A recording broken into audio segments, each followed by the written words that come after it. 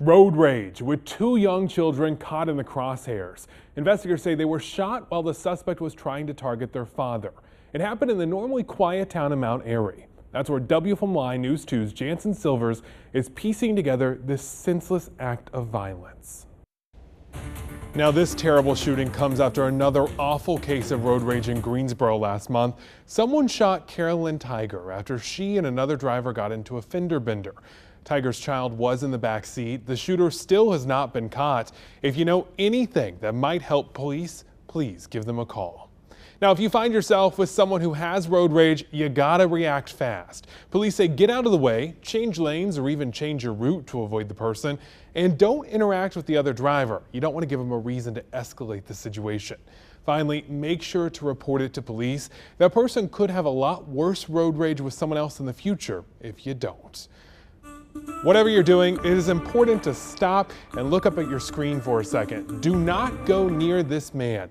That's the warning police have issued. They say Chris Sims is on the run after trying to kill someone in Salisbury. The victim had to be airlifted to Wake Forest Baptist Medical Center. Police say Sims may be near Moxville, but he could just as easily be in other parts of the state, like right here in the Triad. If you see him, call police. A suspect is dead after a shootout with police in a busy shopping center. Raleigh police say it happened just after 8:30 Saturday. The entire shopping center was closed for the night, leaving business owners and customers worried about what comes next. Raleigh police say that the officer's body camera was not on at the time of the shooting. The state's SBI is investigating why that is and what led up to the altercation. Deputies continue their search for a missing 19-year-old girl, South Carolina teen Julia Patega. She's been missing since April. Now, she was last seen in Fort Mill, just south of Charlotte. Deputies are not sure where she could be heading. If you see her, please call 911. Fire crews had their hands full today. The house lit up in flames over in Winston-Salem. The blaze was on Oak Ridge Drive. Now, crews were able to get it under control, and luckily, no injuries were reported. But fire investigators are still trying to figure out exactly how it started. They are also digging into what sparked a fire that destroyed this church. That happened in Greene County, east of Raleigh, right before Easter. Firefighters first got a call yesterday around 11:30 in the morning. The church is a total loss, but luckily no injuries were reported. A Fort Bragg soldier died this morning in a freak skydiving accident on his off-duty time. According to police, Sergeant First Class Justin Goff died near the Cape Ford Regional Airport. Police say Goff's parachute did deploy, but high winds might have caused the accident. He was pronounced dead at the scene, and he was jumping off-duty again. A final autopsy should determine the exact cause of death. Another swimmer had to be saved after ignoring warnings along the North Carolina coast. A reason for us all to pay attention. Police say a man was out swimming in the Outer Banks. Despite those red flags being posted, he had to be rescued. Now, red flags mean to use extreme caution and to stay out of the water because of the rush conditions. If you thought it was cold this morning, be thankful we don't live in the mountains. Brr, parts of them saw snow. Yes, snow. It was enough to even close parts of the Blue Ridge Parkway. Snow, ice, and a few downed trees covered the road just south of Asheville. Taran, I gotta say, I feel like a wimp for complaining about the cold now that I saw that. Yeah, I know, right? It's a little cool. Arrests are being made after a series of deadly Easter Sunday attacks. Sri Lanka officials say more than 200 people have been killed in today's suicide bombing attacks. The explosions ripped through 3 Catholic churches and hit 3 different hotels. Officials say the attacks were carried out by an unknown group. More than a dozen suspects have been arrested so far. But for a country still recovering from civil war, the explosions are a deadly reminder of terror.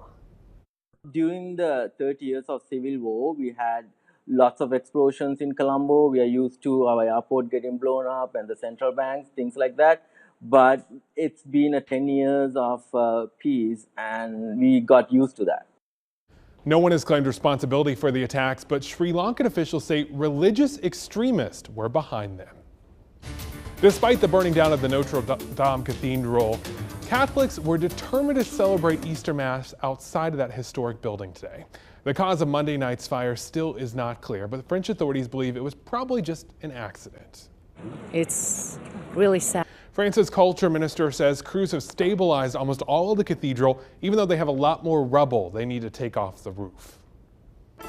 President Trump spent Easter Sunday with his family in Florida, and what he said on Twitter from there caught the eyes of some Democrats today. The president tweeted out, "Can you believe that I had to go through the worst and most corrupt political witch hunt in the history of the United States? No collusion." Why wouldn't you be angry at someone who... Congressional Democrats are taking a close look at the 10 times the president may have obstructed justice. That is as Mueller outlined. They've issued a subpoena for the full, unredacted copy of the report and asked him to come testify. When you're on the road, you're always looking out for hazards in front of you and to the sides. All those bad drivers out there. What you might not think about is danger from up here, but maybe you should. Auto industry insiders say there's been an increase in reports of exploding sunroofs. Yeah, you heard that right, sunroofs exploding. I'm glad she's okay. Man, I don't even have any hair to protect from the glass if that thing came down.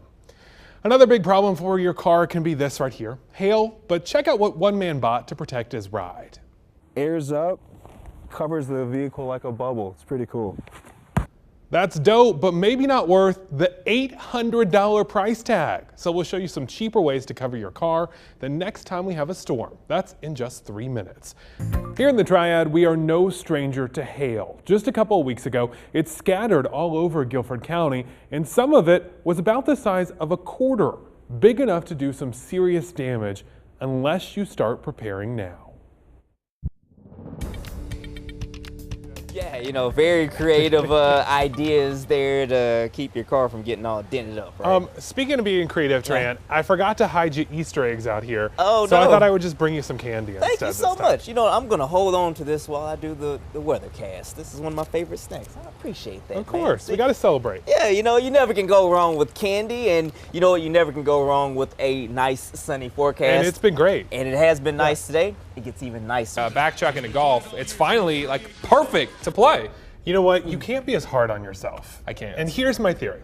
You play golf and hockey, right? Yeah. They just focus on golf. So of course you're not going to be as good as them. Right, yeah. right. Yeah. It made me feel a little good that he hit that in the water because I'm like, oh, he's like us too. It can happen to anyone. They're real people. Well, speaking of the nice golf weather this week, as we go through the next few days, we will see plenty of sunshine with high temperatures tomorrow and back in the 70s. And then Tuesday, Wednesday, I think most neighborhoods will end up in the low 80s. So that's above average for this time of the year, about 9 degrees above average if we hit right at 81 both Tuesday and Wednesday. And then Thursday, that's when we'll start to see things change just a little bit. I think we're going to see a cold front get a little bit closer to us. That's going to increase the cloud cover, maybe an isolated shower or two during the afternoon. But not severe. Not severe. Doesn't like we'll see any severe weather as we end the work week. Just showers though, especially Thursday night, and then another chance of a few showers, maybe an isolated thunderstorm here or there on Friday. But notice the rain coverage, only 40%, so it does not look like a washout at all, at least at this point. That's still 5 days away. Things could change. We'll keep you updated on that.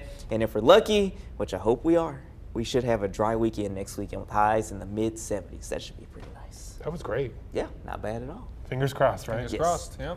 Thanks for watching. Have a great night.